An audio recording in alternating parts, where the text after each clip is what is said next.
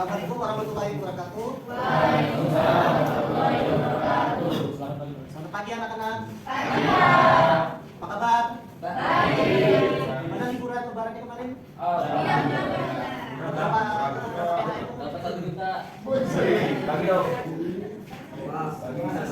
Yang ke kelas silakan dibikin lagi. Oke, sebelum kita mulai belajar pada hari ini, mari kita melakukan kepada masing-masing berdoa di Islam. Selesai. Apakah ada yang tidak masuk? Ada beberapa yang tidak masuk walaupun belum ada keterangan. Jadi di pelajaran kota kali ini kita akan belajar berpikir kritis dan dalam sosial informatika. Tapi sebelum itu kita akan membahas mata pelajaran yang minggu lalu. Siapa yang tahu pelajaran minggu lalu? Pak. Oke. Jadi minggu lalu itu membahas bagaimana strategi algoritmik dan proses pemrograman yang digunakan. Nah, dalam proses pemrograman ini siswa ditahukan dengan berbagai strategi berpikir komputasional, yaitu rekursi, algoritma gradient, dan pemrograman dinamik. Jadi mata pelajaran kemarin kita belajar algoritma pemrograman. Kita belajar coding. Jadi sudah pada tahu kan cara coding? Sudah. Oke. Gimana, gampang kan? Oke. Jadi kita akan langsung saja masuk ke berpikir kritis dan tanpa sosial informatika. Jadi sebelum masuk ke sini, siapa tahu berpikir kritis? Berpikir kritis. Ada yang tahu? Oke.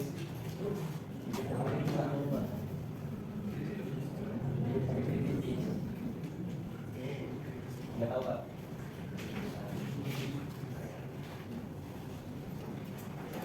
Untuk pendahuluan dulu, berpikir kritis merupakan keterampilan esensial dalam menghadapi era digital. Di masa informasi dapat menyebar dengan sangat cepat dan masif. Informasi yang tidak akurat, menyesatkan, bahkan berbahaya dapat menyebar hanya dalam hitungan detik.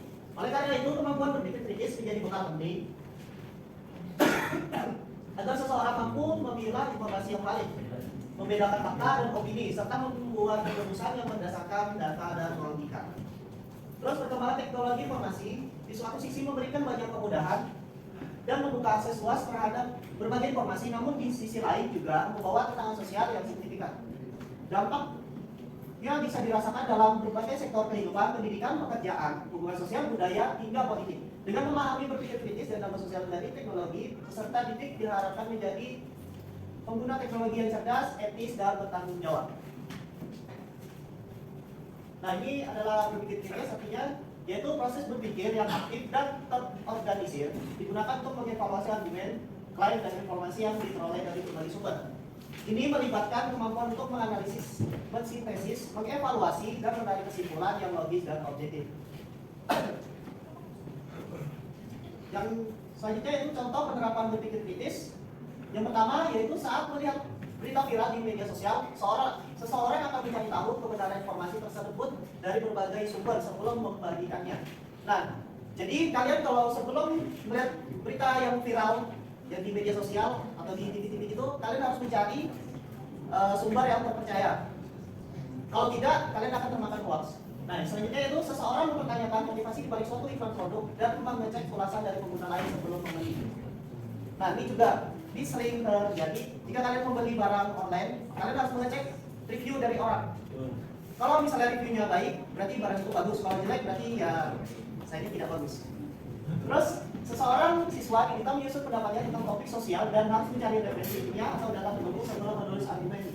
Nah, jadi jika kalian mengerjakan tugas, pasti kalian harus mencari jawaban yang sesuai dengan pertanyaannya. Jangan sembarangan mencari pertanyaan tersebut. Maksudnya jawabannya. Nah, ini komponen keterampilan berpikir kritis. Yang pertama interpretasi, yaitu memahami dan mengklarifikasi mengenai informasi. Yang kedua yaitu menganalisis, mengidentifikasi argumen, klaim, dan bukti. Yang ketiga yaitu mengevaluasi, menilai kredibilitas sumber dan validasi argumen. Yang keempat yaitu inferensi, menarik kesimpulan dari data atau informasi. Nah, ini adalah prinsip dasar berpikir kritis, yaitu yang pertama berpikir terbuka, open mindset. Mau menerima pandangan berbeda dan tidak fanatik terhadap satu sudut pandang. Jadi kita tidak boleh mengejar seorang kalau dia memiliki pemikiran yang beda. Terus yang selanjutnya berorientasi pada bukti, evidence based thinking, fokus pada data dan fakta yang dapat diverifikasi. Selanjutnya yaitu logika dan koherensi, menyusun argumen secara sistematis dan konsisten, serta menghindari salah berpikir seperti generalisasi atau asumsi tak berdasar. Yang terakhir yaitu kesadaran mental, mampu menyadari proses berpikir diri sendiri termasuk kelemahan dan bias yang mungkin timbul.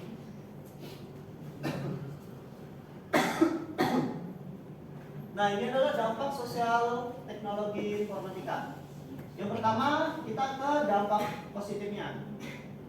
Yang pertama yaitu akses pendidikan lebih luas. Nah, pembelajaran daring atau online learning, pembuatan pendidikan bisa diakses dari mana saja. Tersedia materi pembelajaran gratis seperti video edukasi, jurnal ilmiah, dan kursus daring dari berbagai lembaga ternama. Nah, dampak positif yang ini sangat bagus karena kalian bisa mencari jawaban-jawaban mata pelajaran yang ada di internet seperti YouTube, Google, atau semacamnya. Nah, yang selanjutnya itu pemberdayaan komunitas dan individu. Masyarakat bisa menyuarakan pendapatnya melalui platform digital. Peluang ekonomi digital berkembang seperti toko daring, jasa freelance, dan monetasi konten kreatif di media sosial. Yang ini kalian seperti kalau ingin jualan online atau ingin berbicara kepada orang lain bisa lewat internet gitu, bisa lewat online gitu. Nah, yang terakhir itu akses informasi kesehatan dan layanan publik. Aplikasi kesehatan, konsultasi medis daring dan sistem informasi pelayanan publik mempercepat penanganan masalah masyarakat. Nah, sekarang kan kalian bisa menanyakan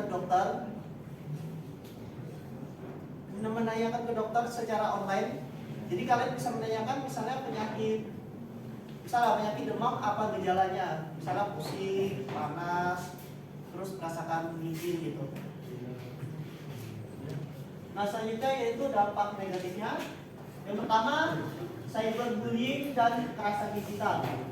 Anonimitas di dunia digital sering dimanfaatkan untuk menyerang atau merendahkan orang lain. Nah, ini sering terjadi di internet. Cyberbullying ini di internet pasti sering. Nah, itu yang kedua yaitu kesenjangan digital. Masih banyak wilayah atau kelompok masyarakat yang tidak memiliki infrastruktur teknologi yang memadai. Nah, ini masih banyak yang di pedalaman-pedalaman yang tidak memiliki internet. Nah, ini dampak negatifnya.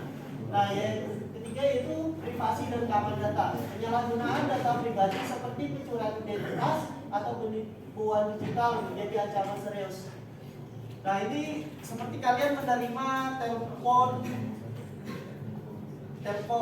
penipuan begitu. Seperti kalian mendapatkan uang 1 miliar dari bank ini. Nah, padahal kalian tidak menggunakan bank ini.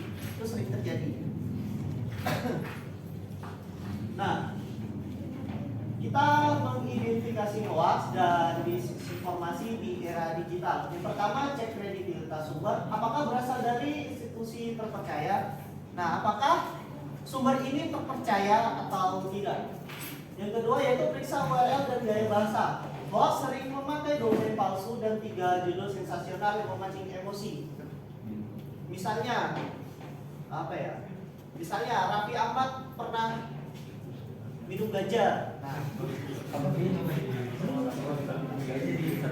pas dicek ternyata pernah menggunakan narkoba. Nah, itu maksudnya. Terus gunakan platform cek fakta, misalnya Cek.ID, cekfakta.com atau Dompet Cek Tools. Kalian bisa mengecek apakah platform ini lolos atau tidak. Kalian bisa ceknya di 3 ini. Terus lihat tanggal dan konteks. Banyak hoax yang menggunakan kejadian lama seolah-olah baru. Nah, ini pasti banyak di internet. Padahal beritanya sudah berapa? Misalnya sudah 5 tahun yang lalu, tapi baru upload lagi sekarang gitu. Padahal itu berita lama. Nah, verifikasi dengan berbagai sumber.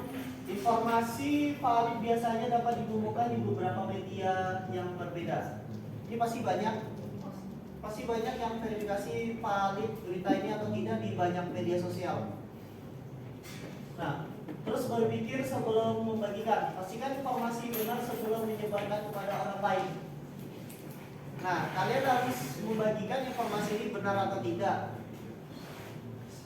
Seperti apa ya? Oh, seperti yang dulu-dulu itu ada apa namanya?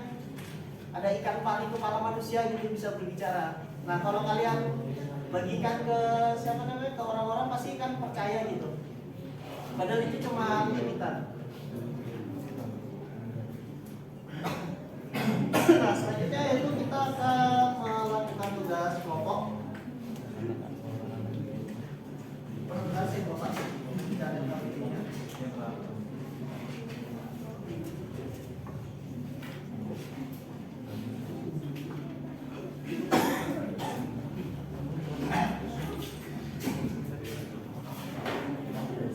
Oke, waktunya habis.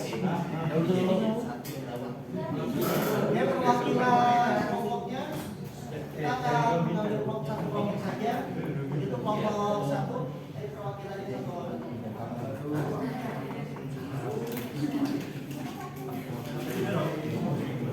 Tepuk tangan dong, benar.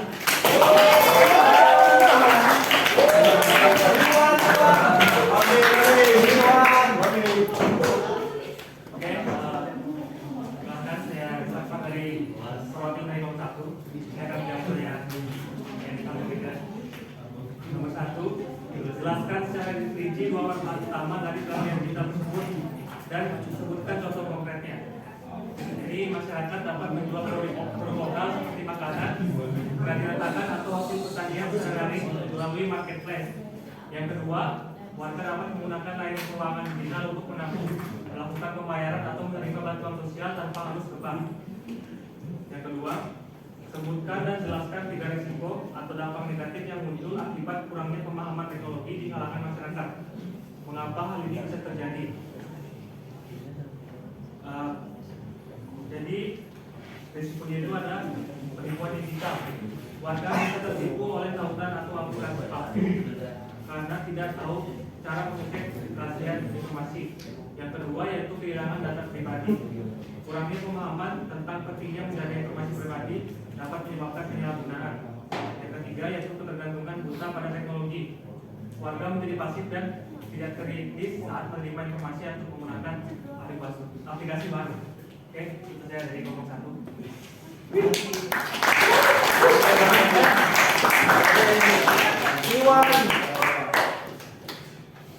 Jadi nanti setelah pelajaran selesai nanti tugasnya dikumpul ya. Oh iya. Oke, selanjutnya yaitu ke tugas individu. Kalian bisa scan pakai HP kalian. Scan sekarang.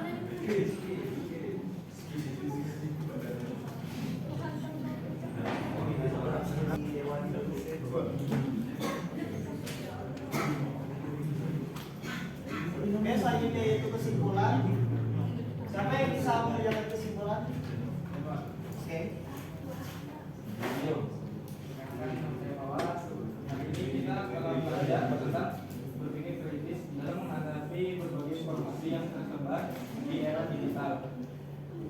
Kita dapat memahami pentingnya memilah dan memverifikasi informasi sebelum menyebarkan serta mampu mengenali potensi dampak sosial dari perkembangan teknologi informasi. Selain itu, kita juga mampu mengidentifikasi risiko penyalahgunaan teknologi dan merumuskan solusi praktis yang relevan untuk kepentingan kita.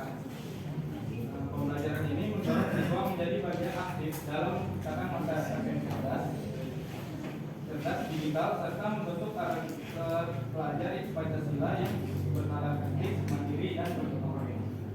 Terima kasih, Awas. Jadi di sini kita sudah belajar berpikir kritis. Nah, jadi kalian jangan terlalu percaya dengan berita-berita hoax yang ada di internet. Karena kalian sudah belajar ini ya.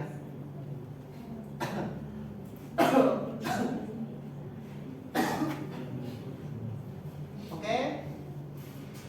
Selanjutnya kita minggu depan akan belajar jaringan dan internet. Kalian pasti suka dengan pelajaran jaringan dan internet karena kita akan membahas jaringan dan beserta internet yang ada di luar sana. Jadi gimana? Sudah paham dengan pelajaran ini? Sudah. Gampang atau susah? Susah. Kenapa kok susah? Kita paham.